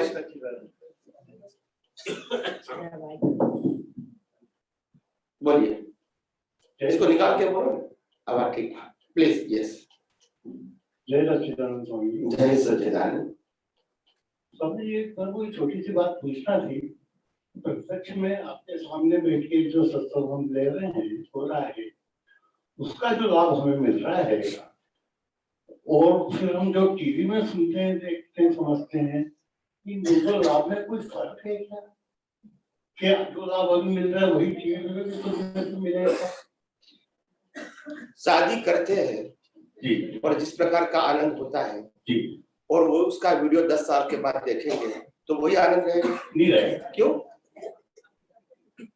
वो वीडियो है, एक बे डिफरेंस रहता है ना वीडियो और लाइव का। इतना डिफरेंस तो रहेगा। लाइव तो लाइव होता है। आज महावीर भगवान प्रत्यक्ष कहेंगे और महावीर भगवान की सिर्फ बातें सुनने के फर्क नहीं रहेगा। जो आप एक सिंपल बात समझो, as a common man, as a common sense, अगर यहाँ 50 या 10 पैसे की अगरबत्ती होती, अगरबत्ती समझते हैं? अगरबत्ती यहाँ लगाएंगे तो सभी को उसका स्मेल मिलेगा, सुगंध जिसको कहेंगे वो उसको मिलेगा, ठीक है? एक 10 पैसे की अगरबत्ती, मगर हमने वो गोल्डन की अगरबत्ती बना दिया तो क्या होगा? गोल्डन की अगरबत्ती तो अगर वो हमने कागज के ऊपर अगरबत्ती को हमने लगा दिया, उसका ड्राइंग कर दिया तो लाइव तो लाइव होती है। यू अंडरस्टैंड मैं? लाइव का कंपैरिजन कभी नहीं हो सकता। तो बाकी सब सब्स्टिट्यूट है, क्योंकि हर समय हर व्यक्ति को प्रत्यक्ष रूप से मिलना संभव नहीं होता है, इसीलिए ये सब्स्टिट्यूट है। प्रार्थना या भावना तो प्रत्यक्ष रूप से मिलने की होनी चाहिए। जहां तक अज्ञान खत्म नहीं हुआ है वहां तक। अज्ञान खत्म होने के बाद प्रत्यक्ष मिले या न मिले इतना फर्क नहीं होगा, मगर अज्ञान नहीं खत्म हुआ है अपने विजन में से, वहां तक तो प्रत्यक्ष मिलना हमारे लिए बहुत आवश्यक या जरूरी है। परोक्ष तो मिलता है, वो बेनिफिट करता है, मगर प्रत्यक्ष इतना नहीं करे। आप समझे? तो वो प्रत्यक्ष भी मिलना तो स्वामी जी इतना बार बार, या हम जैसे चाहते हैं कि बार बार मिले, तो वो लेकिन इतना सरलता से संभव नहीं है। तो क्या करेंगे अभी? वही मतलब इसीलिए मैंने पूछा कि क्या अपने टीवी से अपना मन को शांत कर रहे हैं क्या? उसीलिए हमने ऑप्शन दिया है कि टीवी के माध्यम से या यूट्यूब के माध्यम से आप सत्संग सुनते रहो, समझने की कोशिश करो। और जो क्वेश्चन आते हैं वो सैटरडे संडे मेरा सत्संग होता है, एवरी सैटरडे संडे। उस समय आप प्रश्न का समाधान कर लो।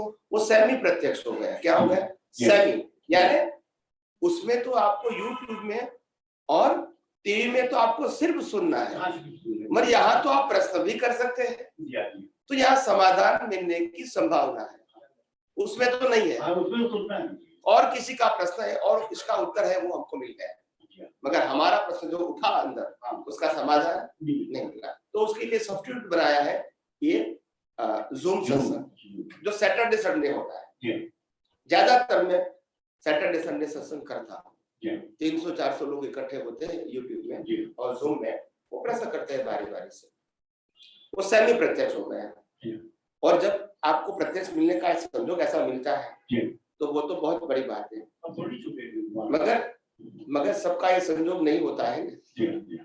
आप समझे कि नहीं?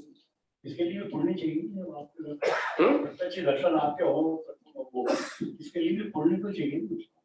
हाँ, पुण्य भी चाहिए, संजोग भी चाहिए, कुदरत का साथ के बिना तो हम कुछ नहीं कर सकते। आप समझिए, ये सब संजोग बनाने का काम ये तो कुदरत का है, वो हमारा नहीं। आप समझे?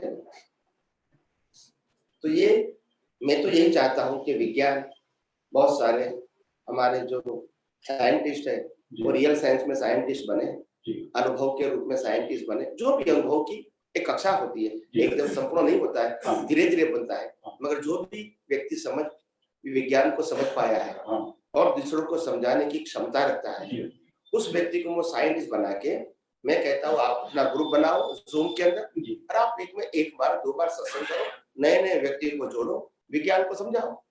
मैं खुद परमिशन देता हूँ और उसमें आपको कोई डिस्टर्ब नहीं करेगा। तो जूम में जो सत्संग है स्वामी जी जो आप करते हैं, सैटरडे संडे तो मैं करता हूँ, मगर मैं ऐसे हजारों साइंटिस्टों को बनाना चाहता हूँ ताकि वो अपने अपने इलाके में भी वही साइंस की बात करते रहे। मैं चाहे प्रत्यक्ष रूप से या परोक्ष रूप से मिलूं या न मिलूं, क्योंकि मैं देश विदेशों में घूमता रहता हूँ, तो कभी विदेशों में सैटरडे संडे का सत्संग होता है तो यहाँ टाइम सेट नहीं होता है, तो नहीं भी होता है। मेरी इच्छा नहीं होती, मगर संजोग नहीं है तो मैं क्या करूं, क्योंकि जो सामने बैठा है उनको तो पहले उसको समाधान करना पड़ेगा है ना। जैसे ये लोग भी सुनते हैं, अभी 200 लोग सुनते हैं, मगर मैं उनका समाधान नहीं करता हूँ, आपको करता हूँ क्योंकि आप प्रत्यक्ष है। ऐसे वहां भी होता है, जब मैं अमेरिका जाऊंगा तो यहाँ साइन का सेटिंग नहीं होगा, तो सत्संग नहीं करूंगा, मगर आप सुन सकते हैं जरूर, मगर उस समय प्रश्नोत्तरी नहीं कर सकते। तो ये इस प्रकार का संजोग बनता है, क्या करेंगे? जो भी हमने कुदरत को जो क्षमता दिया है उसका उपयोग करने का प्रयास करते हैं। हम ऐसा तो नहीं कहते हैं कि हम सर्वशक्तिमान हैं, ऐसा तो हमारा कोई दावा नहीं है। तो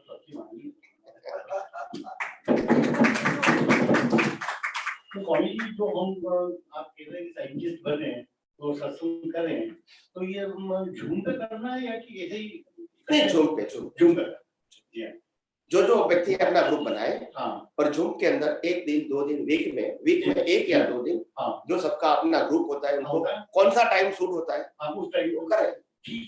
तो मैं किसी को मना तो नहीं करता, मैं तो उनको एनकरेज करता हूँ और उसके लिए मैं कोचिंग क्लास रखता हूँ, साइंटिस्टों के लिए कोचिंग क्लास रखता हूँ। कोचिंग क्लास का मतलब जो व्यक्ति यहाँ मेरे 50-100 सत्संग उन्होंने सुने हैं यूट्यूब के माध्यम से या टीवी के माध्यम से, 50-100 सत्संग सुने, 50-100 एपिसोड सुने हैं और जूम के माध्यम से उन्होंने बहुत सारे प्रश्नों का समाधान भी प्राप्त कर लिया। उसके बाद ये उनकी बेसिक क्वालिफिकेशन हो गई। उसके बाद हम इसको स्पिरिचुअल साइंटिस्ट के सेमिनार में जोड़ते हैं और वो सेमिनार के अंदर 12 सेशन होता है, कितना 12 सेशन होते हैं, 1.5 आवर्स का ईच होता है, जिसके अंदर मैं उसको ट्रेनिंग देता हूँ, art of expression, art of presentation, आप समझे। और उसमें मैं उसको ज्ञान कला और बोध कला सिखाता हूँ ताकि वो कोई भी प्रश्न का उत्तर आसानी से वो दे सके। ऐसे में ट्रेनिंग देता हूँ, वो भी जूम पे ही देता हूँ। आप समझे? तो अभी तो 200 बन गए, अभी 50 पाइपलाइन पे है अभी। तो स्वामी जी अभी शुरुआत में हम सभी तो सत्संग शुरू करें जूम पर, अभी तो सुनते रहो वही अच्छा है। और सत्संग करें हमारा ग्रुप में कैसे शुरुआत होगी? अभी तो आपके पास ऑप्शन है, आप पहले टीवी में देखो रेगुलरली, मैं देखता हूँ ना, यूट्यूब में भी देखो रेगुलरली और जूम पे जुड़ो, ठीक है। उसके बाद मैं कहूंगा कि भी अगर आपको अभी ये विज्ञान में ज्यादा इंटरेस्ट है तो आप प्रत्यक्ष रूप से जो आपका एरिया में जो कोई ग्रुप जी है हाँ। वो ग्रुप में आप जुड़ जाओ, ठीक ताकि वो वीक में 2 बार तो करते रहेंगे। जी हाँ। अगर हिंदी वाला होता हो तो आपको अच्छा रहेगा। हाँ। तो इस प्रकार से मैं आपको रेकमेंड करूंगा कि ये ग्रुप में आप जुड़ जाओ, तो वो जुड़ जाओगे, जी फिर बाद में आपको जो प्रश्न करना है वहाँ कर सकते हैं, जो उनके अंदर ही करना है आपको। ठीक। हम्म? और इस प्रकार से एक दिन आप भी साइंटिस्ट बन जाओगे, जी हाँ। फिर आप भी अपना ग्रुप बनाओगे जूम में, आप भी लोगों के साथ बात करोगे, तो इस प्रकार से ये चेन बन जाती है। चेन समझते हैं? फिर उनको हम ट्रेनिंग में भी ले लेंगे। हाँ, ट्रेन करते हैं। बस यहाँ साइंटिस्ट बनाने के लिए कोई कंडीशन नहीं है, सिर्फ आपको साइंस में इंटरेस्ट होना चाहिए, नंबर 1, साइंस समझ में आना चाहिए, नंबर 2, और साइंस को एक्सप्लेन करने की आपके पास कॉन्फिडेंस होना चाहिए। ये 3 बातें होगी तो मैं आपको साइंटिस्ट बनाऊंगा और आप दूसरे को भी ये साइंस बता सकते हैं। पर शुरुआत में अभी हमको झूठ के ऊपर अपना ग्रुप बनाकर इसकी शुरुआत करना है। अभी शुरुआत में इतना मतलब अभी तो 2-3 महीना अभी झूम का सत्संग होता है मेरा सैटरडे संडे, उसमें जुड़ जाना। ठीक। उसके बाद में आपको 1-2 महीने के बाद कहूंगा कि आप इस ग्रुप में पहले जुड़ जाओ, ग्रुप में जुड़ जाओ। जी जी। तो ग्रुप तो बना हुआ है, इसमें आपको जुड़ना ही है। ठीक है। उसको वो आपको मैसेज भी भिजवाएंगे। ठीक है। हाँ ठीक ठीक। ओके, जय सच्चिदानंद। जय सच्चिदानंद स्वामी जी। જય સચ્ચિદાનંદ. Yes please. બાકી ત્યાં કોઈ ક્વેશ્ચન્સ નહીં હોય તો અહીંયા રેઝ હેન્ડ કર્યો છે તમારે જો આપણે नहीं, अभी तो 6 बजे खत्म करना है क्योंकि बाहर जाना है। ओके ओके तो स्वामी इतना टाइम नहीं है अभी, क्योंकि फिर बहुत बाहर वहां से शुरू करेंगे तो लिंक चालू हो जाएगी। एक ही तो है यहाँ स्वामी अभी ज्यादा नहीं है, करते हैं अभी तो 15 मिनट ही है तो करते हैं, कोई बात नहीं। सिर्फ एक है स्वामी जी, ज्यादा नहीं है। अभी प्रश्न करते हैं महात्मा, ओके। मैं आपको बताता हूँ अगर कोई नहीं है प्लीज। ओके जय सच्चिदानंद. यस, આપણે હમણાં વાત કરી કે જે हिंदी. हाँ सॉरी, आपने अभी जब बताया कि जो डूअरशिप का जो मार्ग रहता है उसमें प्रकृति को चेंज करते हैं, धार्मिक चेंज करना, बदलना, सुधारना, परिवर्तन करना, ये सब्जेक्ट होता है। पर वो क्या वास्तव में वो प्रकृति चेंज होती है कि नहीं होती है? होती है या नहीं होती है वो अलग सब्जेक्ट है, मगर मानते तो है, मानते हैं और मनवाते हैं। नहीं वो बराबर है, वास्तव में क्या नहीं होती है, नेक्स्ट वर्ड में होती है, वो भाव से होगी। अच्छा वो कैसे होगी? तो भाव से, भाव से भाव है। इसलिए तो मैंने कहा सामाजिक और धार्मिक मार्ग वो भ्रांति से ही चलता है, उसमें फैक्ट नहीं, भ्रांति से चलता है। तो मतलब वो इल्यूजन है, मतलब ऐसा ही हुआ ना कि प्रकृति को हम लोग वो कविराज ने पद में गाया है, भ्रांति से भगवान है करता, हकीकत में कुछ और है। भ्रांति से भगवान है करता, हकीकत में कुछ और है। तो भाव से प्रकृति चेंज होती उसमें आता है कुदरती रचना पूर्ण व्यवस्थित, समझे हो भगवान है। कुदरती रचना वही पूर्ण व्यवस्थित है, समझे वो, और वो हम कुदरती रचना की तो बात करते हैं, कुदरती रचना ही पूर्ण व्यवस्थित है। अगर वो समझ में आ गया तो वही व्यवस्थित समझ में आ गया और वही भगवान होता है। समझ में आया? ये सब कुछ दादा भगवान ने बताया है, कविराज ने पद में भी लिखा है, मगर उसको समझने वाला नहीं है। और इसीलिए ये सब बातें लोगों के सामने पेश जो होने चाहिए वो नहीं हो। मैंने पहले भी कहा, मैं जो कुछ बात करता हूँ ये कोई नई बात नहीं है, मेरा प्रेजेंटेशन नया है। क्या है? जिसके ऊपर वेट देना चाहिए उसी के ऊपर मैंने वेट दिया है, और जिसी के ऊपर वेट नहीं देना चाहिए उसी के ऊपर नहीं दिया है। मगर जिसको अनुभव नहीं है वो क्या करेगा? जिसके ऊपर वेट नहीं देना है उसी के ऊपर, तो फिर क्या होगा? वो भी कंफ्यूज और सुनने वाले भी, जो मैंने आगे बताया आपको। ये जो प्रतिक्रमण होता है वो भाव से होता है, प्रतिक्रमण करते हैं जो दोष का, वो भाव से होता है। प्रतिक्रमण भाव से भी कर सकते हैं, क्रिया से भी कर सकते हैं, दोनों से कर सकते हैं। क्रिया से कैसे कर सकते हैं? ये फिजिकल क्रिया करते हैं। हाँ, वो तो अलग बात मैं माफी मांगता हूँ हाँ, तो क्रिया से भाव होता है ऐसा जरूरी नहीं है, मगर क्रिया तो कर सकते हैं। क्रिया कर सकते हैं, पर उसका इफेक्ट होता है जब भाव होता है तभी उसका दोष का। वो तो डिपेंड है आपके ऊपर, सामने वाले वो आपका सॉरी एक्सेप्ट करता है या नहीं करता है। कई लोग कहते हैं तुमको आदत हो गई सॉरी कहने की, तो वो नहीं एक्सेप्ट करेंगे, वो तो डिपेंड है करते या नहीं करते, इसमें क्या कहेंगे, तो समझो। पर वो तो वो एक्सेप्ट करे ना करे, पर वो दोष तो नाश होता है ना जब मैं भाव करता हूँ। सामने वाले का एक्सेप्टेंस जरूरी है क्या? सामने वाला का एक्सेप्ट स्वीकार्य जरूरी नहीं है, मगर मान्यता तो यही है। मान्यता बराबर है, पर हकीकत वास्तव में क्या है? क्योंकि देखो अज्ञान का बेस क्या है, आपकी गलती है तो आपने माफी मांगी है, तो सबसे पहले तो प्रत्यक्ष रूप से माफी मांगो। अगर प्रत्यक्ष रूप से नहीं मांग सकते परोक्ष माफी मांगो, और माफी मांगोगे तो उनके प्रति आपकी दृष्टि चेंज हो जाएगी। परोक्ष बोले तो भाव से इंडिविजुअल, आमने सामने नहीं। अगर परोक्ष भी आपने माफी मांगी है तो वो आपकी दृष्टि चेंज हो जाएगी उनके प्रति, मगर सामने वाले की नहीं हुई तो बोला आपको बेनिफिट नहीं मिलेगा। अच्छा, उनका भी होना चाहिए। नहीं नहीं, ऐसा वो क्रमिक मार्ग में बताते हैं, मैं क्रमिक मार्ग की बात करता हूँ। तो वास्तव क्या है? आध्यात्म में तो कुछ नहीं है, आध्यात्म में तो you are not doer, you are not owner, so you are not responsible.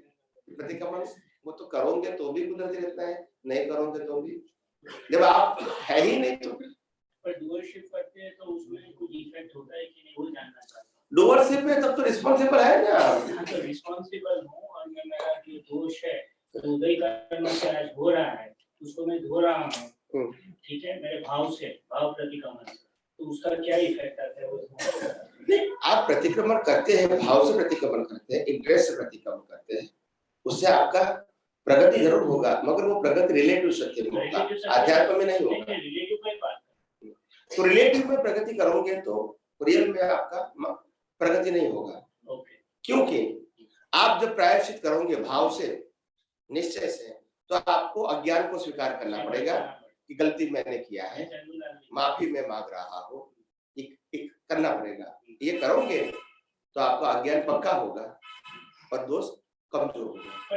मैं जबकि जो परंपरा में जो सीखा हूँ, तो चंदूलाल के पास प्रतिक्रमण करना है, तो ये भी तो भ्रांति है ना। चंदूलाल के पास कराना है प्रतिक्रमण, मतलब you are controller of your Chandubhai, yes or no? I am not controller. Not control, फिर भी करवाना है। दो बात कैसे हो सकती है? Either you accept I am controller, या तो नहीं हूं। दो बात कैसे करो? कंट्रोल नहीं भी हूं और करवाऊंगा भी, ऐसा बोलते नहीं। अगर आप कंट्रोलर हैं तो करवा सकते हैं, मगर कंट्रोल नहीं हूं, मैं करवाऊंगा जरूर, ऐसे ये कॉन्ट्राडिक्ट है। ये सब बातें रैंडम समझते हैं। It is a good to speak but not scientific, और इसलिए मैंने उसको रिलेटिव सत्य बताया। क्या बताया? ये सब बातें रिलेटिव सत्य है, साइंटिफिक नहीं है। You understand my point? Scientific नहीं, इनमें प्रोग्रेस नहीं होगा, आपका अज्ञान ही पक्का होता जाएगा। चंदूलाल ने दुख दिया, चंदूलाल के पास प्रतिक्रमण करो, ऐसा नहीं, चंदूलाल के पास प्रतिक्रमण कराओ या न कराओ, जब तुम चंदूलाल नहीं हो तो चंदूलाल क्या करता है वो तुम्हारा सब्जेक्ट क्यों है? बोलते नहीं। जगह बगल वाले पड़ोस में जो आदमी रहता है वो तुम नहीं है, फिर वो दारू पी या मिल्क पिए, क्या फर्क हुआ है आपको? बोलते नहीं। बोला नहीं, उनको सुधार के ही रहूंगा, ऐसा अहंकार करने की क्या जरूरत है? अब समझो, तो ठीक है, ये तो अज्ञान है तो अहंकार होता है, जरूरी साइंस में जरूरी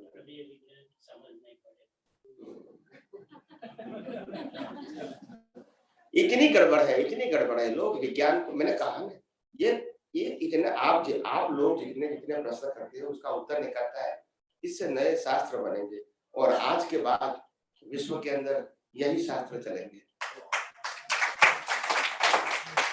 क्योंकि ये शास्त्र सैद्धांतिक श्रद्धा वाले और अभी तक जो शास्त्र बने वो श्रद्धा वाले हैं, सैद्धांतिक, यानी उसमें लॉजिक नहीं है, सिर्फ मानना है और फॉलो करना है। यहाँ फॉलो करना नहीं है, मानना नहीं है, यहाँ सिर्फ विजन की बात है।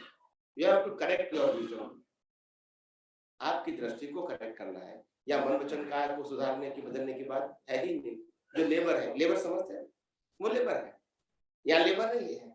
यहाँ आपको विजन करेक्ट करना है, आपके ज्ञान दर्शन को करेक्ट करना है, मन वचन काया को करेक्ट नहीं करना है और मन वचन काया की जिम्मेदारी भी आपको लेनी नहीं है। तो अज्ञान में तो मन वचन काया का ही टेंशन होता है, उससे हम ऊपर नहीं। क्या करूं मैं, मेरा संजोग नहीं है, ये नहीं कर सकता, ये नहीं कर सकता, ये नहीं कर सकता, तो you are depend on circumstances.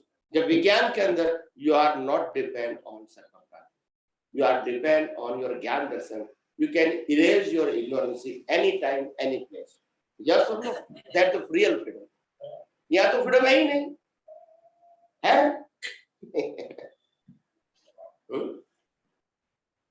क्या हम लोग जो नियर का प्लानिंग करते हैं तो उसमें भी जुदापन रह के प्लानिंग करते हैं? हो सकता है, प्लानिंग के मुताबिक हो भी सकता है, नहीं भी हो सकता है, क्या करेंगे? आखिर जो होता है वो तो एक्सेप्ट करो, यही कुदरती रखना। जैसे हम यहाँ आए तो उससे प्लानिंग किया था कि 2 दिन महाबलेश्वर जाएंगे यहाँ से, उसके बाद 5 दिन में बम्बई रहूंगा, 5-6 दिन, उसके बाद में छत्तीसगढ़ जाने वाला था, सब कैंसिल हो गया। मैं क्या करूं, मेरे हाथ में नहीं है, आप समझे? जब प्लानिंग करते हैं और प्लानिंग के मुताबिक नहीं होता, वो भी कुदरती रचना है, और नहीं हुआ वो भी कुदरती रचना, और हुआ वो भी टेंशन नहीं लेने का। बस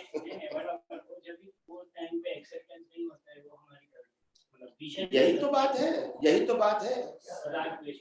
पाँव चलते हैं, थकते हम हैं, पाँव चलते हैं और थकते हम हैं, क्योंकि बिलीव हमारी है, मैं चलता हूँ बस। नहीं समझ में आया? बोला कहाँ से आया? दिल्ली से आया। कैसे आया? प्लेन में आया। बोला 2000 किलोमीटर से मैं आया, इसीलिए मैं थक गया। फिर तुम आया, प्लेन आया, मगर दिमाग में क्या 2000 माइल में आया, तुम थक गए। साइकोलॉजी तो आप समझे कि नहीं समझे? तो ऐसी लोगों की सोच है तो क्या करेंगे?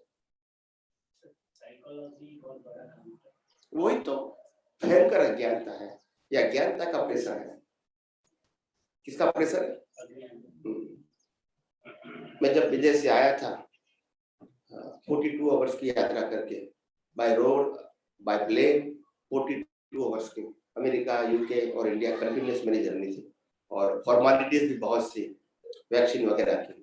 इतनी सारी जर्नी करके आया, फ्राइडे आया, थर्सडे आया, और फ्राइडे को छोड़ के सैटरडे से फिर सत्संग किया यहाँ के। सर्दी थी मेरे को, क्योंकि बहुत जर्नी हो गई थी और वातावरण भी एकदम चेंज हो गया मगर फिर भी ऐसा नहीं कि क्या होगा, ऐसा नहीं, चलता रहता है। 8 आवर्स तो बैसाइड दिल्ली में 8 घंटा बैठे, यहाँ आने के बाद फिर अहमदाबाद आए।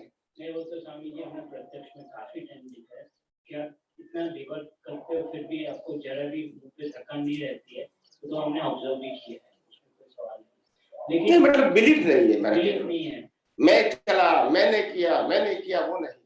लेकिन हम लोग क्या हो रहा है मैं वर्तमान में रहता हूँ बस। उससे थकान नहीं होती। कैसे होगी? वर्तमान में रहने से कैसे थकान होगी? तो हम लोग से क्या गलती होती है? हम लोग तुम यही कहते, मैं सुबह से बैठा हूँ यही तुम्हारा दिमाग है। मैं अभी बैठा हूँ, अभी चला जाऊंगा। तो ये जो दिमाग होता है ना, वो मल्टीपल क्लाम करता है, और इसीलिए मैंने कहा past is already past, don't think about the past, live in a present and also don't think about the future, live in a present. वर्तमानता ही ज्ञान है, और वर्तमानता ही ज्ञानी पुरुष का उद्देश्य है, और ज्ञानी हमेशा वर्तमान में ही रहते हैं, नॉट पास्ट नॉट फ्यूचर। तो फिर टेंशन नहीं होता है। आप समझे? वर्तमान काल में रहना है तो फिर टेंशन नहीं लेगा। और वर्तमान काल में रहने के लिए रास्ता बताया है कि मैं शुद्ध आत्मा हूँ और मन वचन काया की कोई भी अवस्था है वो कुदरती रचना है, मेरे को सोचने की जरूरत नहीं।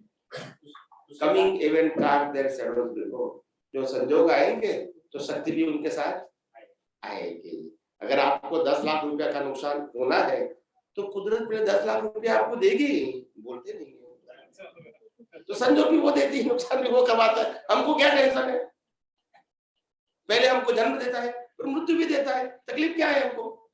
बिना जन्म मृत्यु होगा, बिना इनकम लॉस होगा, तो फिर पहले वाइफ देता है, फिर वाइफ को छोड़ देते हैं, मिलने के बाद में मिली नहीं तो फिर तो देगा भी, वो लेगा भी, तकलीफ क्या अपने को है?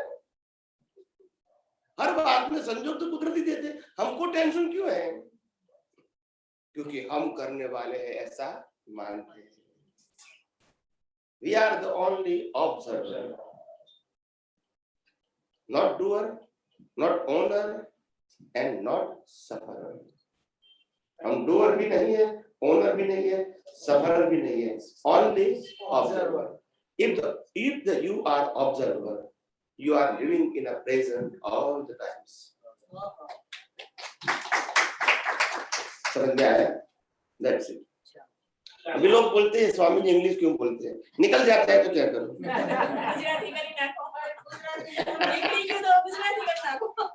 नहीं, अगर आप कर्ता नहीं है, मालिक नहीं है और भुगतान करने वाले भी नहीं है, आप सिर्फ ऑब्जर्वर है, तो फिर टेंशन नहीं है, तो आप वर्तमान में रह सकते हैं। जब आप डूअर नहीं है, करने वाले नहीं है, मालिक भी नहीं है और भुगतान करने वाले भी आप नहीं है, आप ऑब्जर्वर है, यानी आप परीक्षक है, निरीक्षक है, तो फिर आप जिम्मेदार भी नहीं है, आपको प्रेजेंट में रहना है, क्योंकि आपको कुछ करना नहीं है, जो हो रहा है इसको देखना है, करना नहीं है, ये करना ये न करना वो आपका सब्जेक्ट नहीं, जो हो रहा है इसका आप ऑब्जर्वर है, और उसमें अच्छा बुरा वो डिवीजन की जरूरत नहीं है, गुड एंड बैड वो डिवीजन की जरूरत नहीं है, जो भी है वो कुदरती रचना।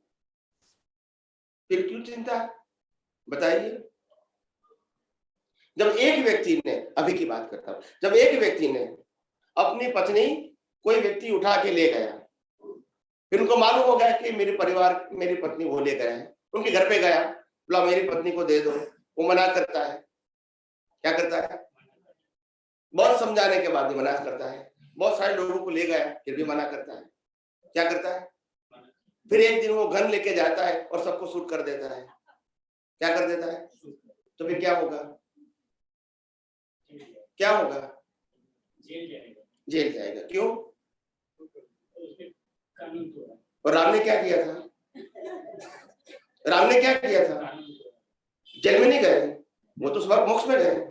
क्यों?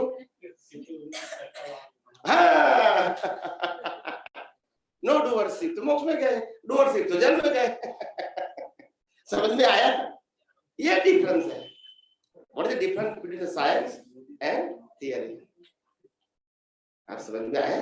तो ये डिफरेंस है, मगर उसको समझ में आना चाहिए ना।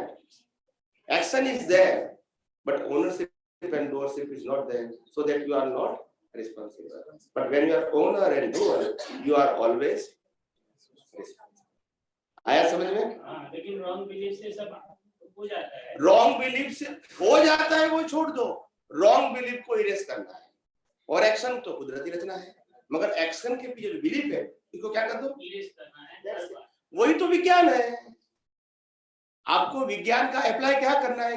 Erase your wrong belief when it is coming, उससे पहले करना, और जो रिजल्ट है फिजिकल फॉर्म में वो तो आएगा, इसको कुदरती रचना देखना है, फिर क्या तकलीफ है? राइट और रॉन्ग? तो इट्स वेरी सिंपल है। ये विज्ञान इतना सरल है, इतना सहज है, इतना सुगम है कि दुनिया की कोई भी व्यक्ति इसको नहीं कहेंगे कि ये डिफिकल्ट है। अभी last question please, last question जिसको भी करना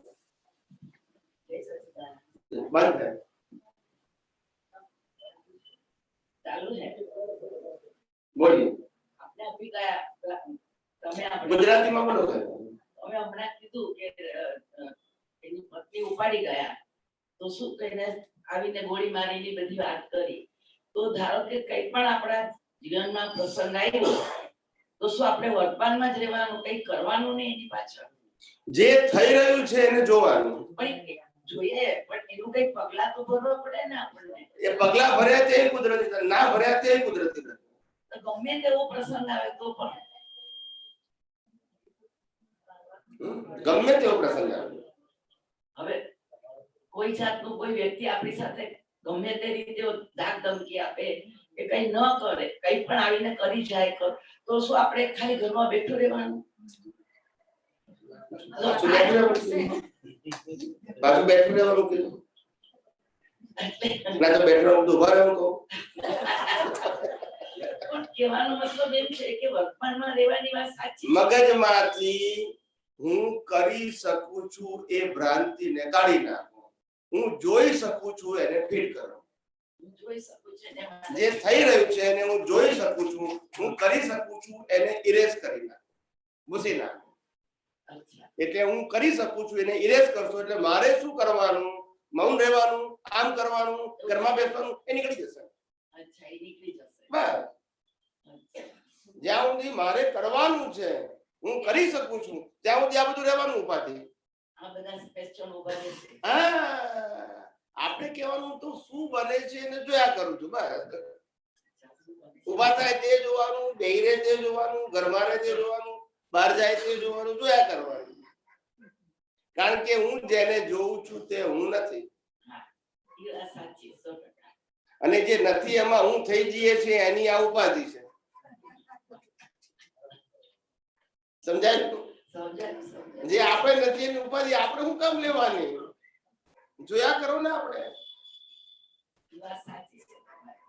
હું શરૂઆતમાં અમેરિકા ગયો ને તો મને ઇંગ્લિશ નતું આવડતું તો પછી બધા મહાત્માઓ મને કે તમારે ઇંગ્લિશ શીખવું છે હા શીખવું તો છે ક્યાં લાયો આપણે અહીંયા અમેરિકા આયા હોય વાત કરવી તો ઇંગ્લિશ તો આવડવું જોઈએ કે નહીં આવડવું જોઈએ તો એ કે હું આપણે સમજીએ હું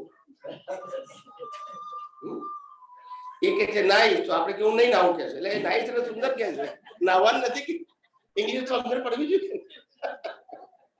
હા તો પછી મને કે શીખવું એટલે એક જ રસ્તો છે જે આવડે એ બોલે રાખવાનું પેલો હશે તો આપણે હસવાનું બસ એમ કરતા કરતા સ્પોકન થઈ જશે શું કીધું આપણે બોલવાનું જેવું આવડે ગુજરાતી ઇંગ્લિશ મિક્સ કરવાનું પેલો હશે તો આપણે હસવાનું પણ હું બોલી શકું છું એ બિલીફ પાકી કરી નાખું તો આવડી જશે મને નથી આવડતું તો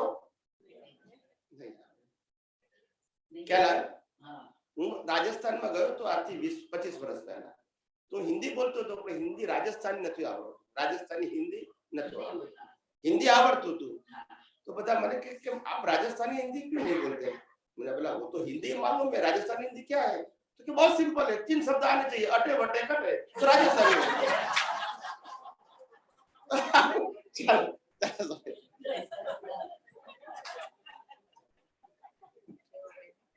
प्रार्थना बुलाते हे अंतर्यामी परमात्मा आप हर एक जीव के अंदर विराजमान है वैसे मुझ में भी विराजमान है आपका स्वरूप वही मेरा स्वरूप है मेरा स्वरूप शुद्ध आत्मा है हे शुद्धात्मा भगवान मैं आपको अभेद भाव से अत्यंत भक्ति पूर्वक नमस्कार करता हूँ अज्ञानता के वश अजागृति के वश दृष्टि संबंधी जो कुछ भी दोष हुए हैं